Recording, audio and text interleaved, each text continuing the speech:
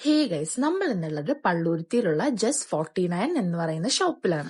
ഈ ചേച്ചിയും ചേട്ടനും കൂടെയാണ് ഈ ഷോപ്പ് റൺ ചെയ്യുന്നത്. നല്ല ഹോം മെയ്ഡ് ആയിട്ടുള്ള കേക്ക്സ് ഒക്കെയാണ് ഇവരുടെ കൊടുക്കുന്നത്. നമ്മൾ ഇവിടുന്ന് ഇവരുടെ കുറച്ച് സിഗ്നേച്ചർ ഐറ്റംസ് ട്രൈ ചെയ്തു. ഫസ്റ്റ് ട്രൈ ചെയ്തത് ഇവരുടെ ന്യൂട്ടല്ല കുനാഫ ടബാണ്. ഗൈസ് നല്ല ടേസ്റ്റി ആയിരുന്നു, അതും ജസ്റ്റ് 189 റുപ്പീസിന്.